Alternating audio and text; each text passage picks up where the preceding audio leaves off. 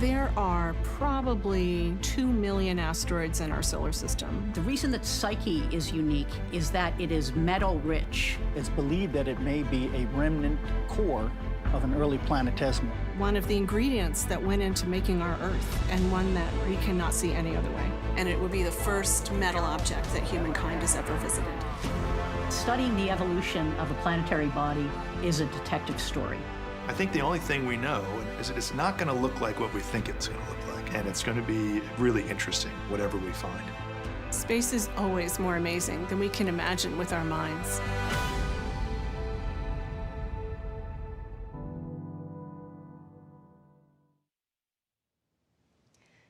Good afternoon and welcome to NASA's Kennedy Space Center. I'm Jasmine Hopkins and you are watching the pre-launch news conference for NASA's Mission to Psyche. This mission will take us to a metal world for the first time and allow us to test deep space laser communications along the way. The Psyche mission is set to lift off aboard a SpaceX Falcon Heavy tomorrow, that's October 12th at 10:16 a.m. Eastern. And this is a coast-to-coast NASA mission managed by NASA's Jet Propulsion Laboratory in California and launching from Florida's Space Coast. We have joining us today a distinguished panel of guests ready to talk to you about this mission. Starting from my left, we have NASA's Associate Administrator, Bob Cabana, followed by Dr. Nikki Fox, Associate Administrator for NASA Science. Henry Stone, Psyche Project Manager from NASA's Jet Propulsion Laboratory, followed by Tim Dunn, Senior Launch Director from NASA's Launch Services Program. Juliana Scheiman, Director of NASA Satellite Missions from SpaceX, and finally, Arlena Moses, the Launch Weather Officer from the U.S. Space Force.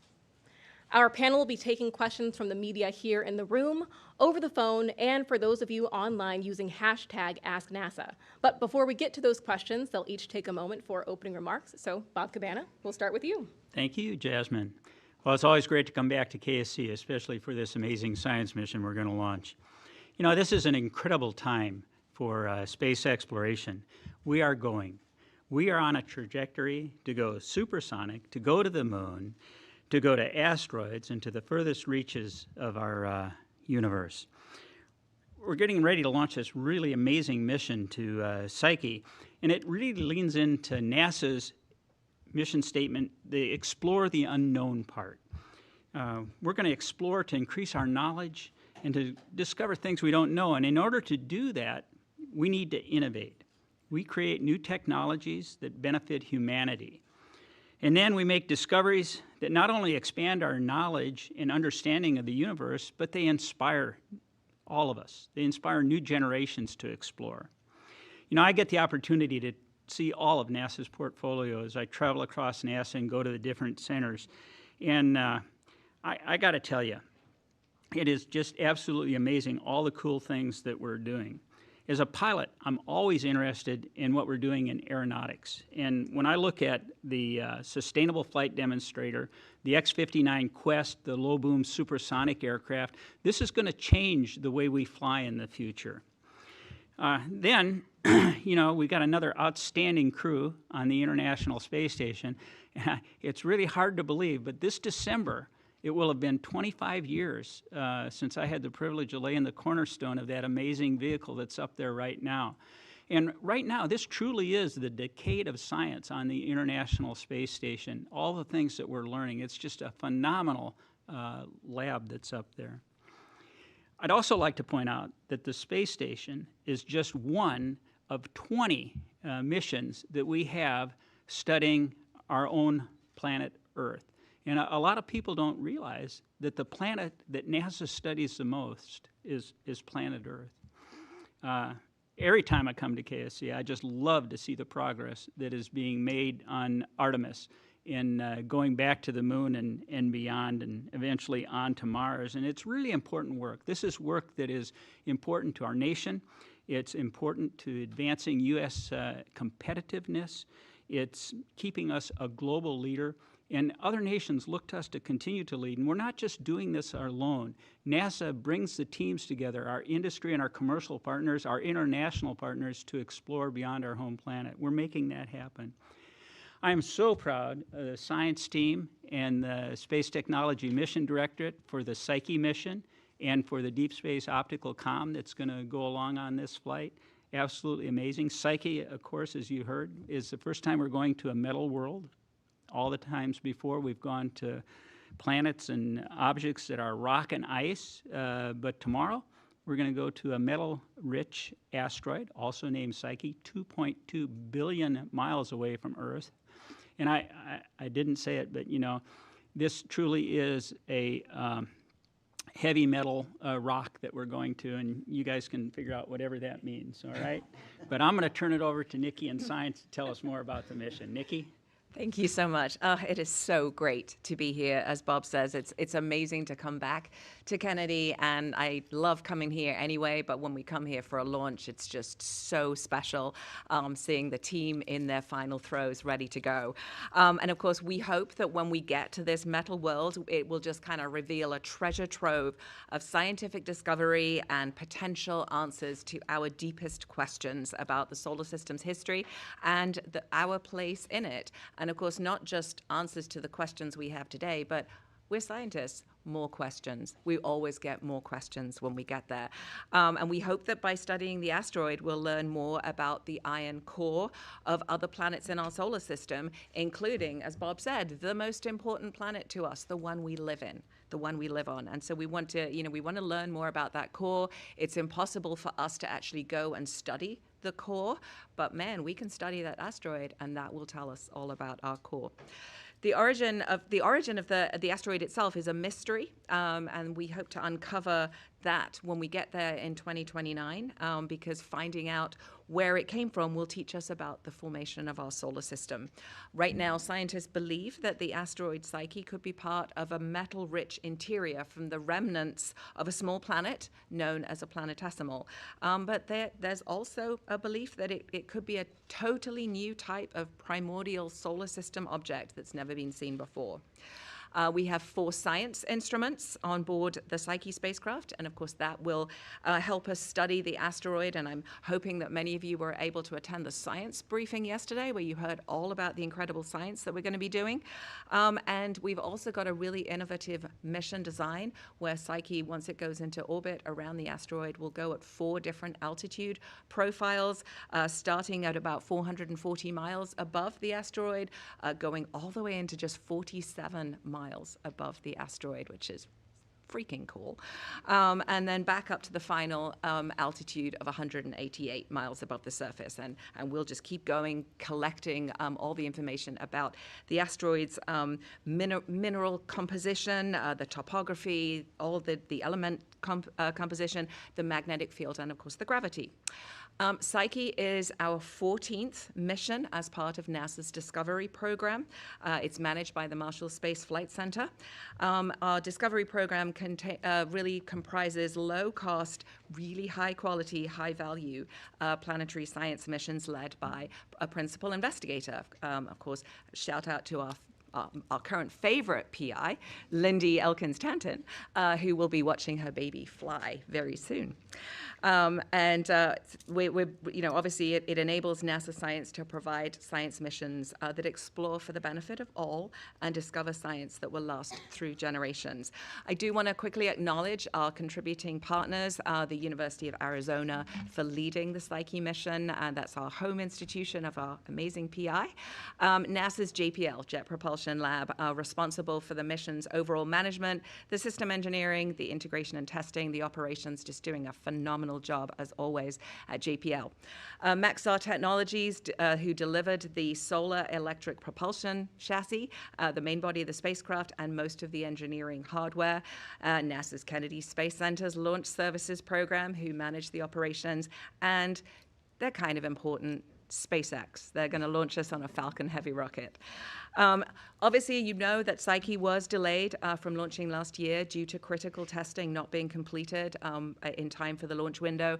Man, is this year a totally different story. I am so proud of this team, the whole team, and I'm so happy to say that after a year of just nonstop work, we are absolutely ready to go. So I look forward to having Psyche. I have to mention OSIRIS-REx because you've all just seen those samples. So I'm really looking forward to having Psyche join OSIRIS-REx and Lucy that are exploring our solar system during Welcome to Asteroid Autumn. And it's one of our sort of engagement opportunities that we have in the Science Mission Directorate, with our goal to make science more accessible for all. We really want to lower the boundaries. We want to have everybody knowing that they're a scientist. You do not have to have a PhD to be a scientist. You just have to love asking questions. You're a scientist. So join us. We also will kick off on Saturday. The Heliophysics Big Year kicks off with the annular solar eclipse. That's another great way to information center that recently opened at NASA headquarters. You can also see that virtually. Again, please join us. Join us and do science. But for today, we are ready. We have a heavy metal mission. We're going to rock and roll it. Go Psyche. Awesome. Thank you so much, Dr. Fox. Posing for the photo. Wonderful, Dr. Fox. All right, now let's hear from Henry Stone. All right. Good afternoon, everybody. And it's just a real pleasure to be up here and for all of you to be joining. A couple of comments I'll make in my open here. First of all, beginning, I want to start off by letting you know that the spacecraft is completely ready to go, right? It's been fueled. It's fully integrated onto the rocket, obviously. The rocket's now upright and vertical, as I'm sure you all know. The final version of the flight software has already been loaded on the vehicle. The final set of flight parameters that are necessary for launch have been loaded, so it's ready to go. Only thing that stands in our way, sorry, Arlene, is the weather. She'll brief us a little bit on that appropriate weather to go, and hopefully that will be tomorrow, but we'll see.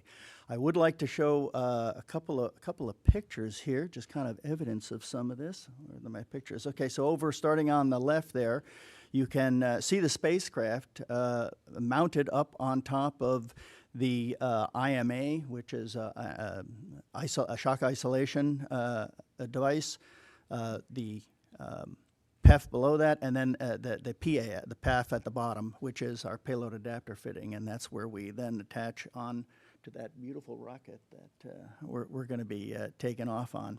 I love the next picture after that. You can see the fairing during the integration activity there. And if you look right down the center of the opening, you'll see the spacecraft poked in, and then we closed and sealed her up. So it's in the fairing, on the rocket, and ready to go.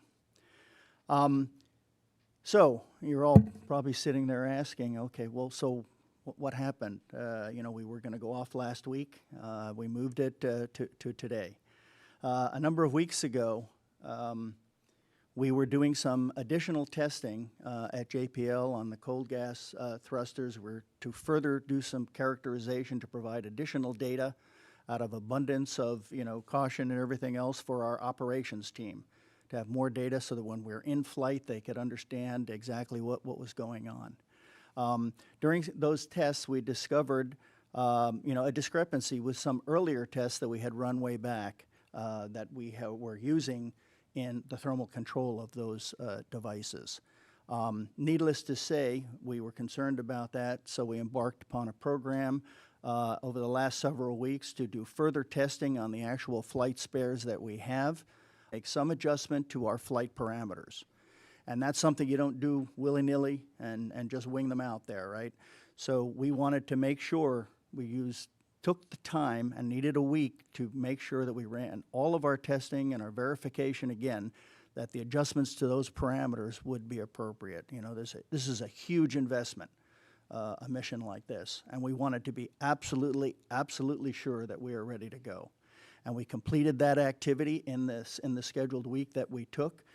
We reviewed those results with the headquarters and and all of the various stakeholders, and as I say, we're ready to go. I think the other thing I'd just like to spend a few moments on is give you, and you'll probably have some further questions, but a preview on kind of what to expect, right? What's the initial timeline here? When are we going to hear from the spacecraft and that we're off and running? So the spacecraft will be powered up about 5 or so hours before the actual launch, and that will be handled by a crew of our ATLO, our Assembly Test and Launch Operation team that's been located down here at the Cape. They will handle that in conjunction and parallel with the operations that are taking place on the launch vehicle in preparation for the countdown. We will go through the countdown with the launch vehicle. The spacecraft itself will be transitioned through an initial test mode when it's initially powered up into a pre-launch mode and the launch state, all configured finally at the end. Then that great rocket's going to blast us off and mark the actual start of the mission. Separation of the vehicle, of the spacecraft from the launch vehicle occurs approximately 1 hour after launch. And the vehicle autonomously, the first thing that it's going to do is to stretch out those big, beautiful solar arrays that you see there. This is a solar electric powered mission. Those will be deployed autonomously, one at a time, all of the 2 wings going out and spreading out. The spacecraft will autonomously be using sun sensors to search for the direction of the sun so that we can orient the vehicle, get those sun panels directly on sun, and go power positive so we are no longer using the batteries to power the vehicle. Shortly after launch, when we do that and when we're looking at the sun, we're going to be generating 20 kilowatts of power on board. At that point, we will start to rotate the vehicle very slowly. Because we may or may not have our low-gain antenna for communicating to Earth pointed in the view towards Earth. So we will rotate and spin because Earth will kind of be off to our side, right? And once we detect where it is, start picking up carrier and potentially telemetry, we will send a command to the spacecraft to continue one more rotation until it gets right to that point to get us lined up. To have the low-gain antenna pointing to Earth so we can actually start on our continuous communications. So it's really going to be those set of operations are going to take, roughly about 2 hours or so after separation before we are assured or have high confidence that we will have locked in, be in position to start to get actual telemetry. However, it is possible, depending on the orientation we get dropped off from the launch vehicle, that we may have carrier and or telemetry much earlier and or intermittently. So I just want to set everybody's expectations about, because I know the control team at JPL, which we'll be handing this off to, is going to be very eager to see those signals. So we'll be getting information as to whether and when we start detecting carrier, when we go into a full lockup so that we can get the telemetry. We'll get an initial dump of that telemetry, and then we'll do an assessment of the overall health of the vehicle within several hours after the separation event. So that's kind of the general high-level timeline. Let me see if I could I had a photo here. Like I said, we have 2 teams.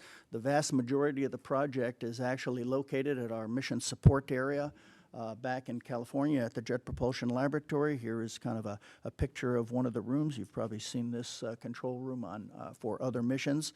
But that's the team that we'll be handing off. So as soon as we separate, that's where all the action will take place, and our team here at KSC will be prepared to stand down and move back to California.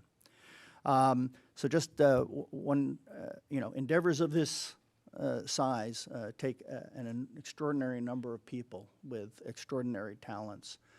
And we've had that on this project. And it's not only within the project, but all the supporting organizations here and LSP and SpaceX to make a mission like this possible. And I just want to extend my thanks to them and just express that it's just been an honor to have the opportunity to sit in this seat as the project manager and lead this activity. So again, thrilled to be here. I'm thrilled that you are all here and the public watching to join us in the start of a remarkable mission to an extraordinary place, a metal-rich world. Thank you. Thank you so much, Henry Stone. Next, we'll hear from Tim Dunn from the Launch Services Program. Thank you, Jasmine. So I'm proud to be here today representing the women and men of NASA's Launch Services Program.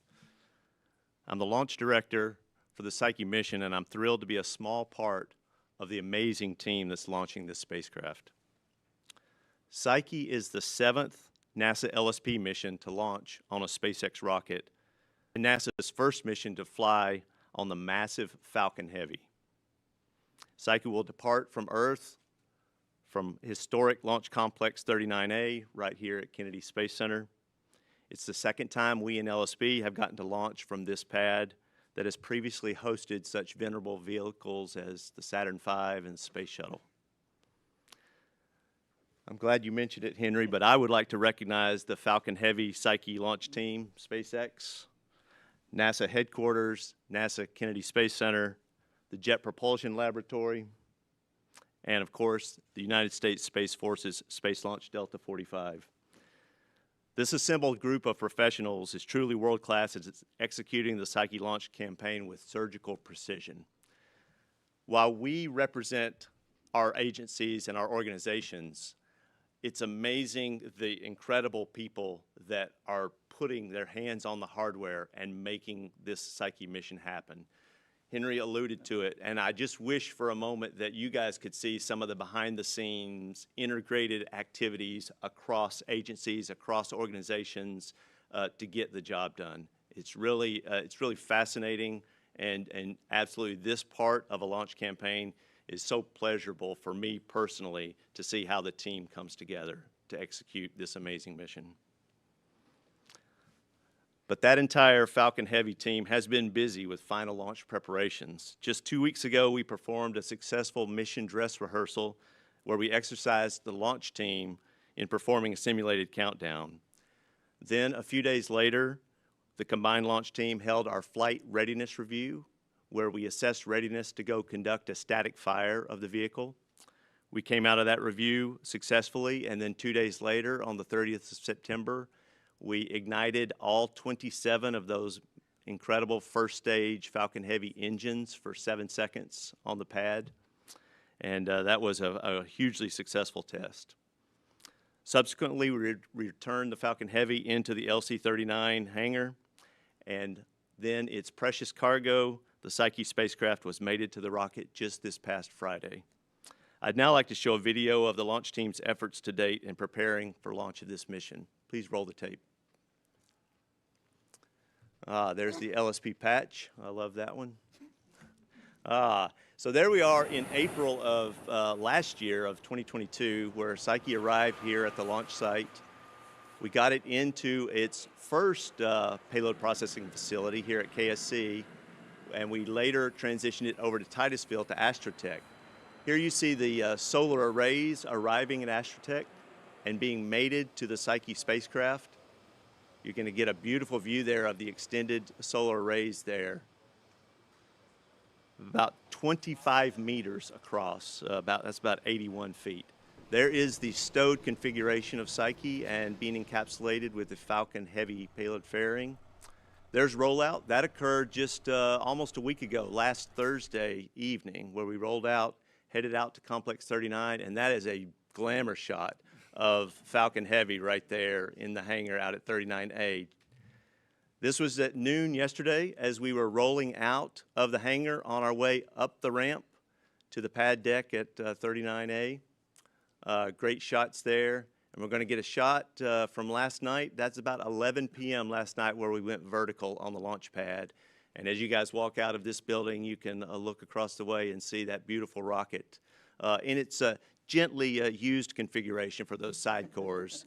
But we're looking forward to seeing some of that type of video here in a few days, successful liftoff, and then obviously returning those side cores back here to the Cape for reuse on a DoD mission later this fall.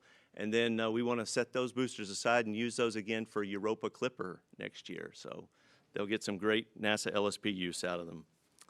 So yesterday we held the NASA SpaceX Launch Readiness Review, our LRR, and just this morning we did an LRR with Space Launch Delta 45. In both reviews, we received approval from senior NASA, JPL, SpaceX, and U.S. Space Force leadership to enter into launch countdown. As you saw yesterday at the launch pad, we did begin those final launch preparations by rolling Falcon Heavy with its mated Psyche spacecraft out to the pad deck and erecting it into the vertical launch configuration. We do have some weather challenges ahead of us that we'll deal with over the next few days, and Arlena, our launch weather officer, she's going to expertly cover that for you soon. But weather permitting, And once we come out of another weather call later this afternoon, early tomorrow morning, we're going to man consoles and perform final pressurization, vehicle checkouts, and then spacecraft transition to internal power. If all's gone well to that point, about an hour before launch, so somewhere around 9:20 a.m., we're going to begin, we'll do a poll and begin loading the cryogenic LOX and the super chilled RP-1 onto Falcon Heavy's 3 cores and its second stage. After completion of that propellant loading, along with a series of final launch vehicle checks, we are going to be ready for our targeted instantaneous T0 of launch at 10:16 and 49 seconds Eastern Daylight Time tomorrow morning. So to summarize, the Falcon Heavy rocket and the Psyche spacecraft are ready, and the launch team is prepared and excited to launch this amazing metal asteroid mission. Back to you, Jasmine. Thank you, Tim. Now here to tell us more about Falcon Heavy, Juliana Scheiman from SpaceX. Thank you. I'd like to start by thanking NASA and its partners, the Jet Propulsion Laboratory and Arizona State University, in support of the mission. It has been a long road to get here, but we are so excited to be at this phase of the mission, so close to liftoff, and finding out what that Psyche asteroid is made out of. Psyche is an incredibly important mission for SpaceX. As you heard Tim mention, it is the first Falcon Heavy launch we're having for NASA, and it is also the first launch for SpaceX that has required what's called Category 3 certification. This is the highest tier of certification one can get on a launch vehicle. It demonstrates that the launch vehicle is ready for NASA's most important science missions. That means Falcon Heavy has been through the ringer, whether that's design reviews, qualification testing, acceptance testing, post-flight data reviews, independent verification and validation work. Falcon Heavy is ready, and we are so excited to have Falcon Heavy be supporting the Psyche mission. The last of those reviews, you heard Tim mention, we successfully completed yesterday the launch readiness review, and we're tracking no issues on the rocket, and the rocket is looking great ahead of tomorrow. And poor Arlena has some work to do, but in Arlena we trust. After liftoff, you heard to mention we'll go through a series of events, and those side boosters will separate and come back and return to land here at Cape Canaveral at landing zone 1 and 2. So for those in the area who have come to visit and watch the launch or who are living here, don't be surprised if you hear a couple of sonic booms. And really, you know, reusability is so key to SpaceX's mission, and we're so proud to have a partner like NASA who has embraced reusability. You know, you heard Tim mention the Europa Clipper mission flying on Psyche's boosters. You know, reusability is so key. It's amazing to have a partner, you know, embrace that with us. And you know, we believe it furthers both of our missions, and so we're really excited about that. We have a lot to be excited about because Falcon Heavy, this is the beginning of a suite of amazing science missions we have coming up on Falcon Heavy. So we have Psyche, we have GOES and Europa Clipper planned for next year, followed by HALO PPE, which is NASA's Lunar Gateway, and the Roman Space Telescope mission. So that is a suite of amazing science missions partnered with Falcon Heavy, and we cannot be more proud to be trusted with NASA's science missions. And that all kicks off with Psyche, hopefully tomorrow. So on behalf of everybody at SpaceX, I just want to thank NASA again for their continued confidence. Thank you. Thank you, Juliana. And as we've heard, the weather has been mentioned several times already during today's briefing. So Arlena Moses, take it away. Thank you. Yes, I guess last but not least, of course, is one of the things that a lot of people have touched on today. Weather is one of the big watch items for at least our primary window going into tomorrow. We're kind of all watching an area of low pressure that's developed in the Gulf of Mexico, a non-tropical area of low pressure. I know sometimes this time of year we can get tropical systems, but this one is a non-tropical one. And as it kind of approaches us here over the next 24 hours, we're going to start to see steadily decreasing, deteriorating weather here across Central Florida and the spaceport as well. So we'll start off with taking a look at our satellite imagery. giving us a broader view across the southeastern U.S., Gulf of Mexico, what's going on. And the area of interest that we'll be watching here is you see the brighter colors, the whites and the oranges and the yellows. That's the kind of colder thunderstorms and cloud tops associated with that area of low pressure. And a little closer to home, there is a frontal boundary. If you guys were here earlier this week, into this past weekend, we got that nice first taste of fall that came in. That same cold front that went through us a couple days ago is now lifting back north across the Florida Peninsula, expected to arrive here late this evening into the overnight hours with the mention that steadily deteriorating weather, going to be a concern for strong winds, going to be a concern for heavy rainfall, and of course lightning, another concern here going forth kind of overnight. Now, one of the good things, I guess, with some of the latest model ones that we've been looking at is that it looks right now that that warm front is going to be a little north of us as we go into the first part of tomorrow morning. And what that's going to kind of help us out with is that should take a lot of the heaviest rainfall and best chances of storm north of us. However, we still will have a very unstable atmosphere, so there still may be some storms and rainfall around, probably lots of cloud cover, all of these things that we have concern for with our rocket launches and our Lightning launch commit criteria, which are those safety criteria that we monitor to make sure that our rocket launches stay safe. And if we want to take a look at the forecast here, we can put some numbers to kind of the general thing we've been talking about.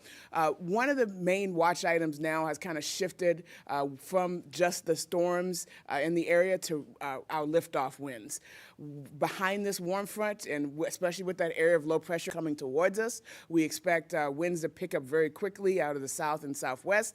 Could see 20 to 25 miles an hour, likely some stronger gusts with that as well. That's once again starting this evening and going through our launch window tomorrow morning. So right now we have 20% go conditions for our window Thursday morning, with also some concerns for anvils, which are the tops of thunderstorms. Those can produce lightning as well, and surface electric field rules, which is monitoring the electric fields here on the ground with some of our equipment.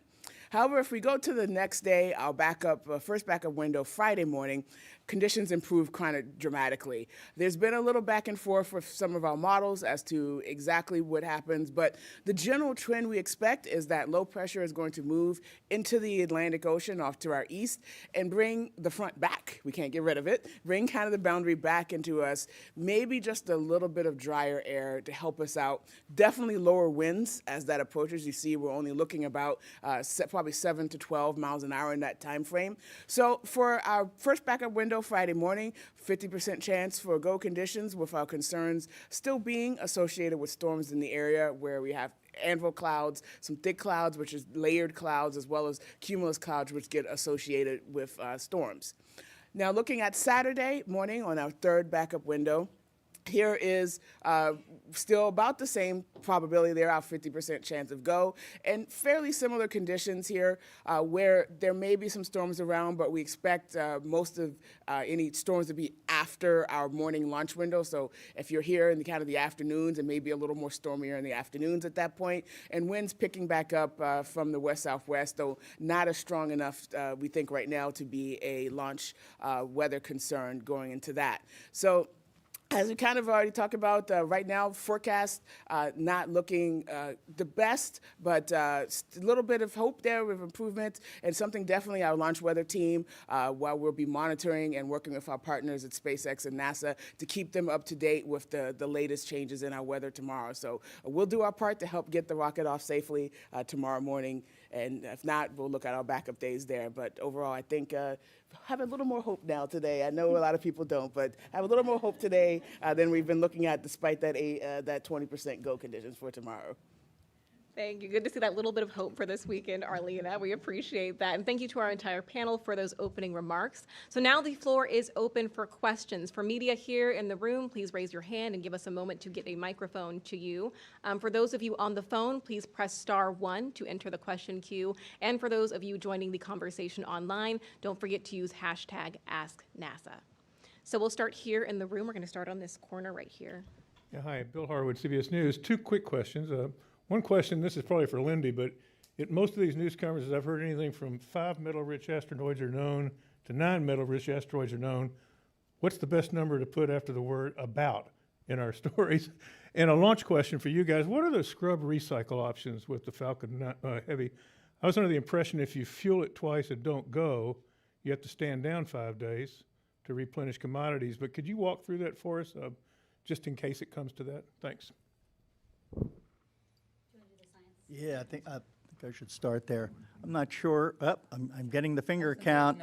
9. Yeah, it's The answer's 9. It's 9, but Psyche is by far the largest, and that's why we want to go to it, because the smaller ones are more likely to have been changed by things impacting them, whereas the big one we think is going to be completely unchanged. And I also want to apologize to Lindy. I was talking about OSIRIS-REx earlier. I said she was from the University of Arizona. She is from Arizona State. Arizona State, Devil Horns, Arizona State. I am so sorry, Lindy. I'll take that second part of the question, Bill. So what you're hearing on the limitations for recycle attempts is due to the vast quantity of densified locks that we use for each attempt with a Falcon Heavy configuration. That's a lot of locks we're putting on the rocket. So we have the capability to do 2 consecutive attempts by loading and counting all the way down to near T0, and then if we scrubbed out, we could do that again a second day. And then after that second attempt, have we done that, then we would be down about 5 days to replenish the locks in the ground sphere and get it into a densified state. So that's where you're hearing 2 consecutive attempts, and then there's a period of time. So obviously, knowing that that constraint on the launch operations, we handle that very carefully when we make the decision about an hour before launch on whether to load that day. So we're looking at weather, we're looking at are we working a launch vehicle issue, a spacecraft issue, so a lot goes into that. So just glancing back over the last 11 months, SpaceX has launched 4 Falcon Heavies. Of those 4, 2 of them went on the first attempt, and the other 2 went on their second attempt. So the 2 of those were DoD missions, and the other 2 were commercial missions. So SpaceX has a lot of experience in handling that, especially in the last year. So it's obviously it's a critical launch decision. We treat it with a lot of reverence because of the limited planetary window that we're dealing with in the big scheme. All right, thank you, Nikki and Tim. All right, we're going to start here in the middle of the room again, if we can. Might give us a second to get you a mic.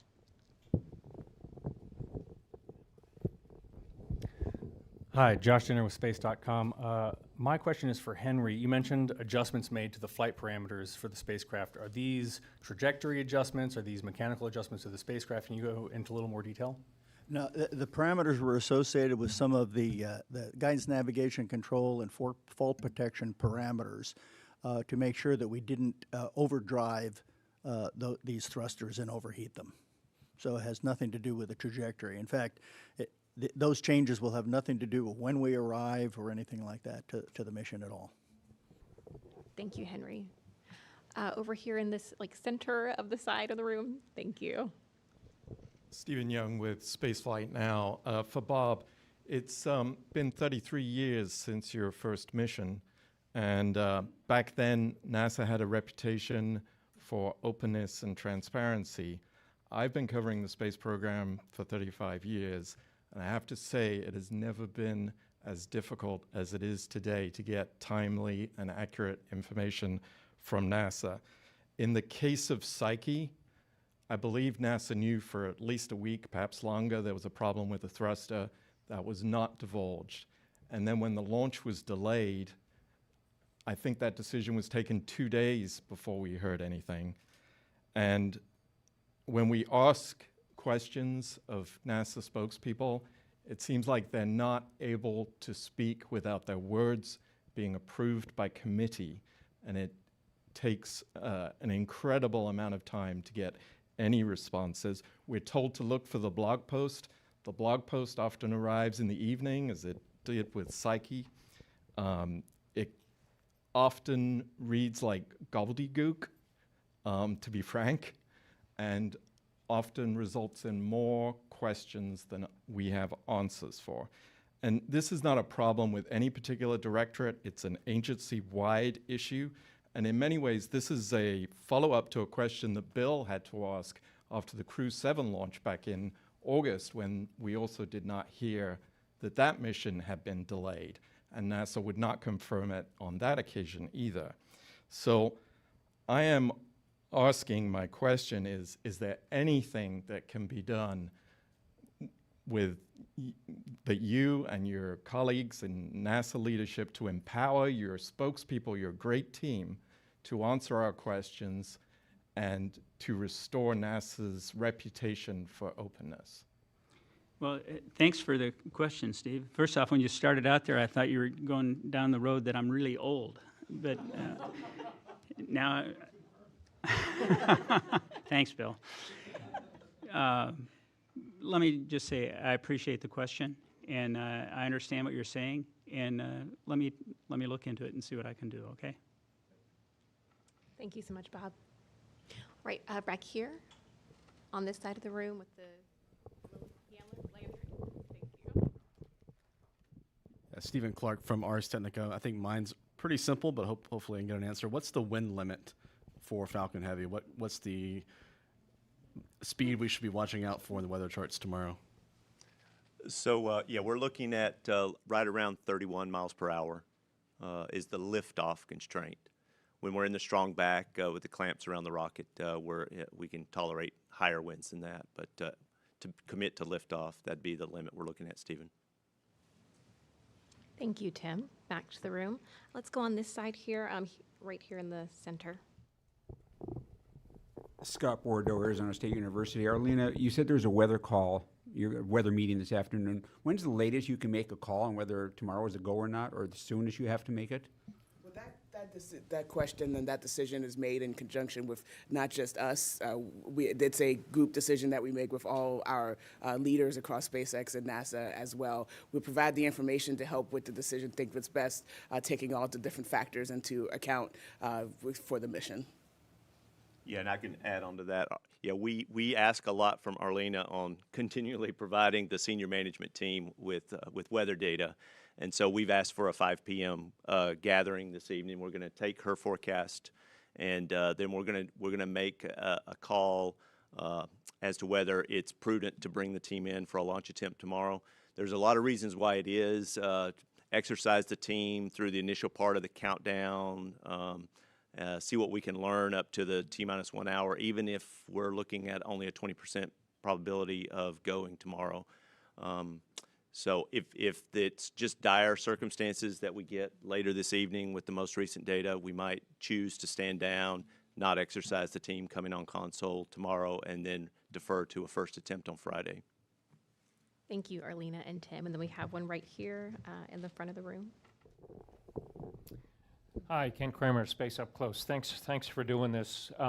Just to follow up on Stephen Young, I think a little more openness would be great, and also the new website has a lot of issues. Maybe you guys could work on that, and more direct information about the launches and the landings and the Twitter feed you had before. It's not there now, and I think that would be really helpful if you could put some of that back. Thank you. So I could ask you all a question. And good luck tomorrow. But let me ask about, go back to the weather, the three of you. You talked about the launch weather, but what about the landing weather and there's been a lot of turbulence, landing weather and the upper altitude winds. What is that looking like for these next couple of days?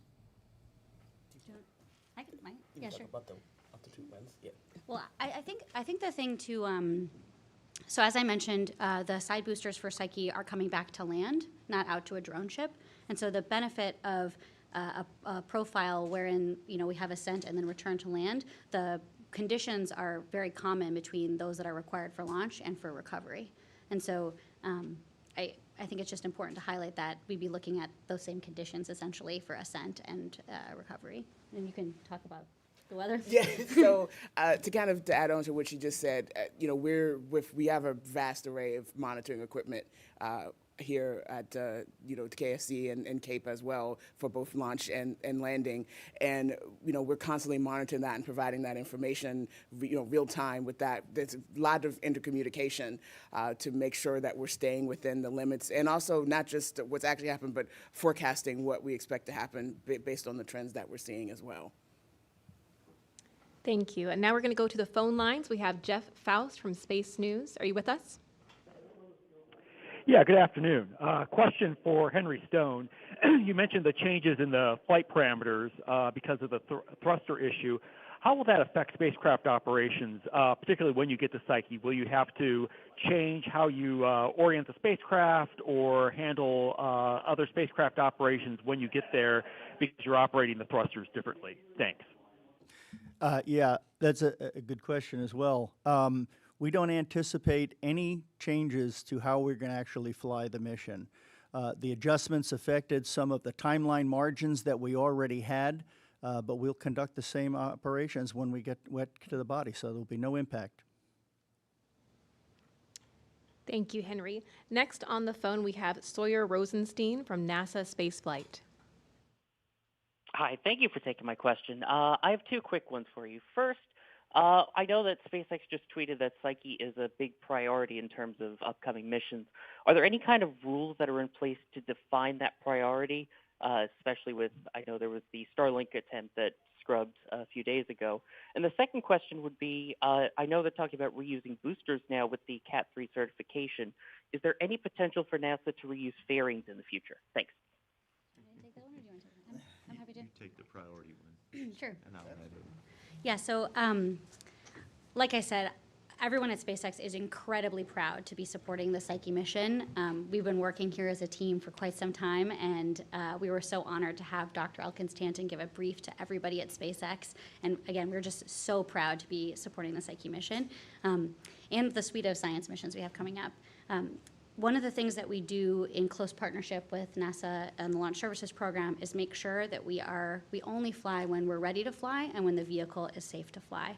And one of the key aspects of that is post-flight data review, basically making sure we're looking tip to tail, not just at the vehicle that we're launching for this mission, but also the suite of missions we have launched prior. Psyche will actually be our 271st launch of Falcon, Falcon 9 and Falcon Heavy. So we have a lot of amazing data about our vehicle, how it performs, what we expect. And we want to make sure that we preserve sufficient time to partner with NASA to make sure that data is reviewed. So the specific instance you're talking about, we wanted to make sure as an integrated team we had sufficient time to review all the possible data that we could to make sure Psyche was flying and safe to fly. And we're excited for tomorrow. Do you want to touch on the flaring part? Well, I'll just add, obviously, the separation from previous launches to a NASA launch, that's something that LSP is involved in, and we have requested certain setbacks, and SpaceX has accommodated our request, and we thank them very much for working with us on that. What that setback from a prior launch, and we did ask them to stand down on the Starlink earlier this week, it gives our team time to review that prior launch's data to see if there's anything applicable that we would want to know before we commit to a Psyche launch. And so our team was busy on the LSP side of looking at the Starlink 7-4 data, which had launched very early Sunday morning. And so we asked them to stand down on a Starlink here. SpaceX accommodated that request. We have a very close partnership with them on this specific topic, and we do a lot of dialogue before those committing to the NASA mission. And so we appreciate that, Juliana. Thank you so much. As to reused other hardware other than sidecore boosters, we weren't ready for reused fairings on Psyche, and early next year we probably won't be ready for our first couple of missions in 24. But we have begun the dialogue, and we are working with SpaceX, and I do see LSP and NASA reusing fairings in the future. Now, is that late 24 or early 25? That's probably the general time frame that I would guess. Thank you, Juliana and Tim. Before we get back to the room, we do have one more on the phone. Jim Siegel from NASA Tech. Are you with us? Yes, I am. Thank you for taking my question, and hi, everybody.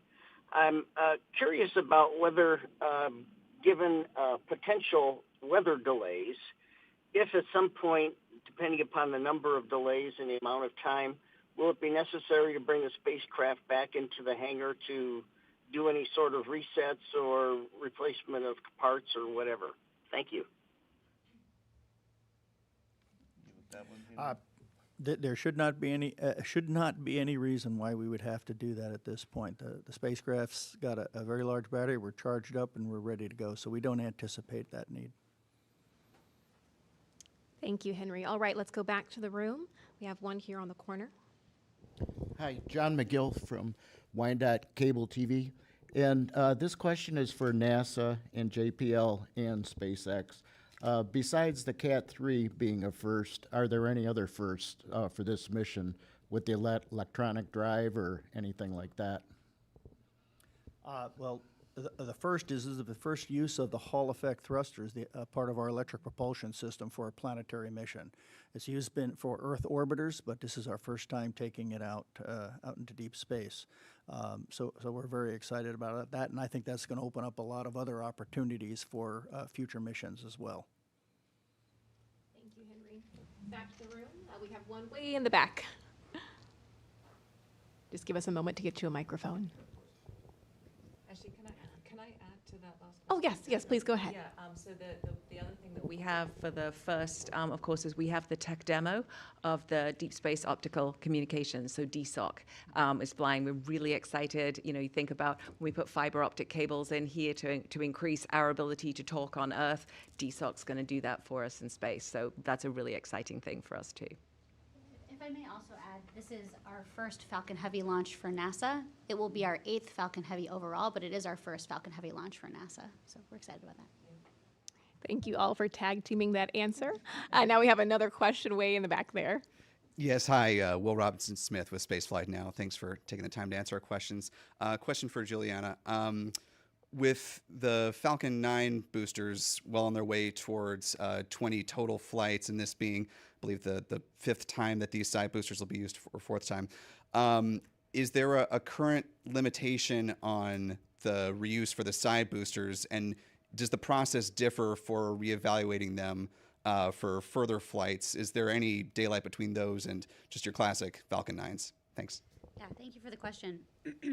So I mentioned this in my introductory remarks, but I really have to give credit to the NASA Launch Services Program for embracing reusability and really not just partnering with us on, they really partners with us at the technical level. So at every single, NASA has reviewed every single component on our launch vehicle, at how many flights each individual component is qualified for, and like I said, we only fly when the vehicle we think is ready and safe to fly.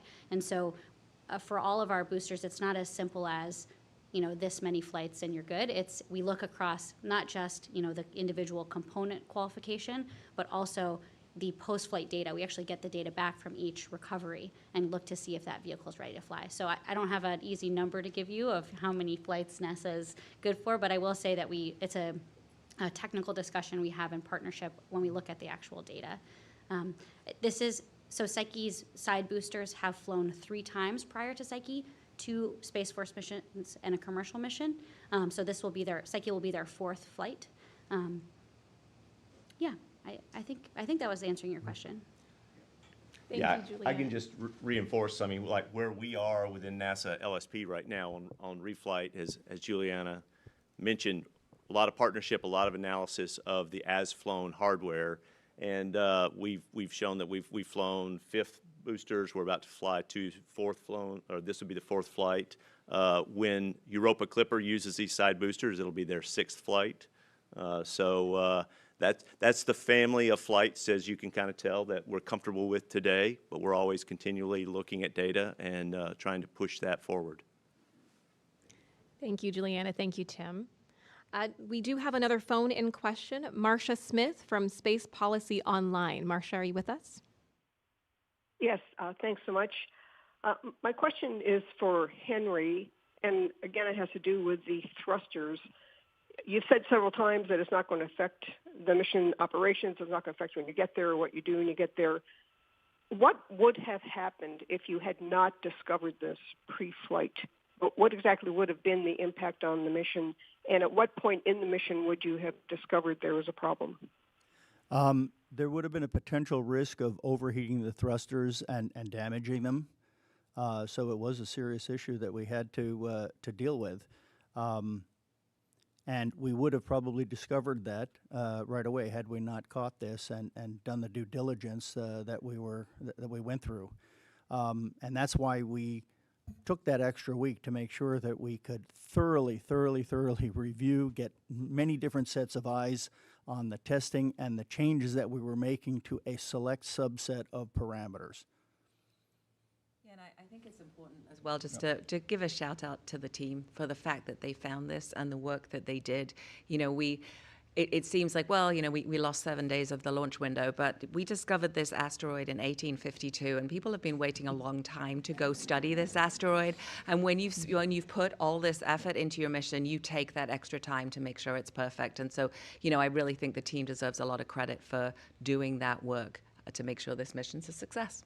Yeah, I think, you know, we didn't have to do the testing that we were doing in preparation for operations. You know, we just kept going right to the end, make sure that as much as we can do before we would launch to ensure the success of the mission. It's a huge investment, and all the people involved in the project wanted to do that. Obviously, right? We've got a personal commitment for many years, and all want to see it succeed. So yeah, I'm very proud of the team for tracking it down and the heroic effort to address the issue in the time we did.